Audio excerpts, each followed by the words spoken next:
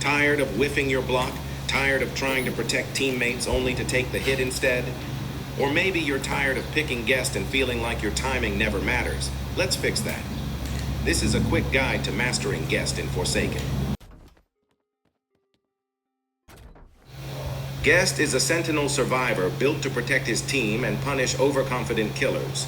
He's not too beginner-friendly and he takes practice, but once you get his timing right, he becomes an absolute beast.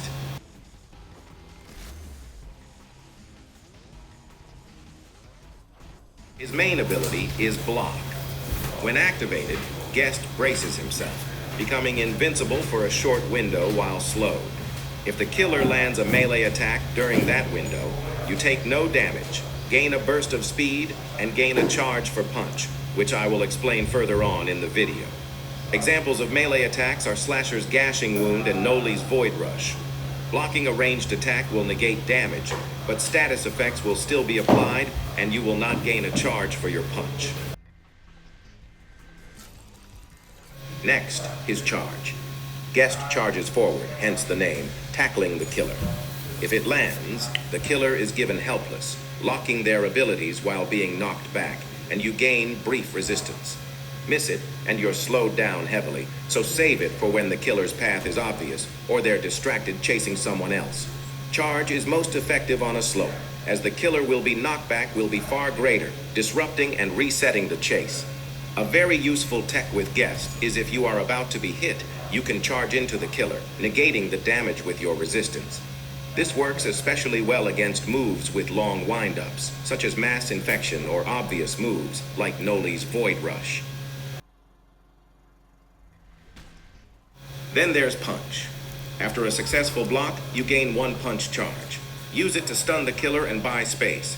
If you use it within a 1-second window after blocking, it becomes a parry which has a shorter windup, along with a longer stun time.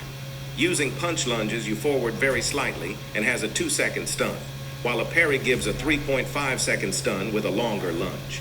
The key about punch is to use it at the right time, and to not be obvious, else you are slowed if you miss, making you very vulnerable.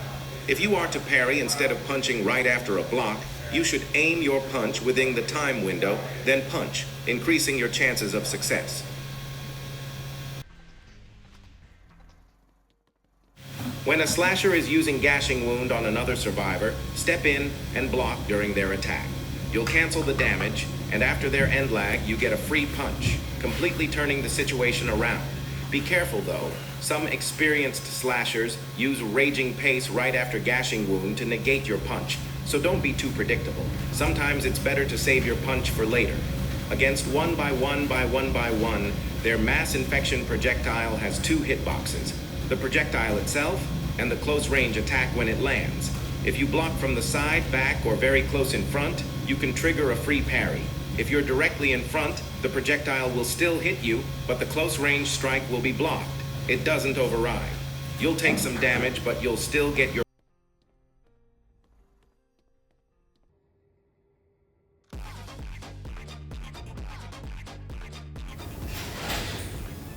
I start by emoting and getting hit to rage bait the killer.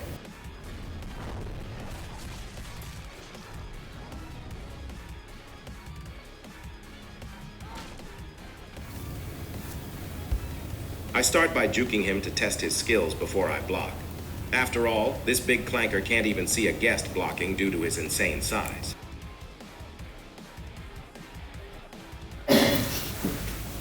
You can also bat killers to attack by jumping off a ledge in chases, as it often gives you stamina disadvantages.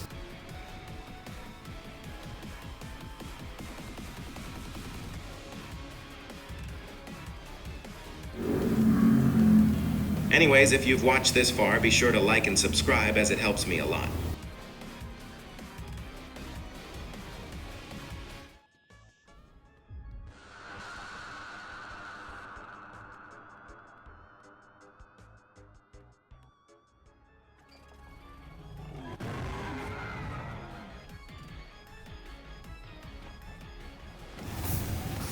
Here I utilize an utility block bait for another free parry.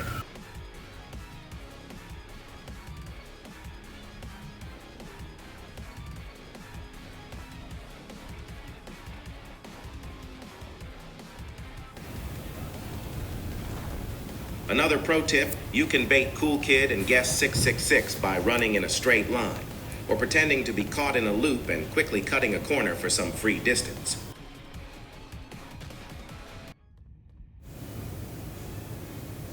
I cut out the whole of the blood hunt as the killer got rage baited by me and stopped going for me. That's it for today. Be sure to like and subscribe.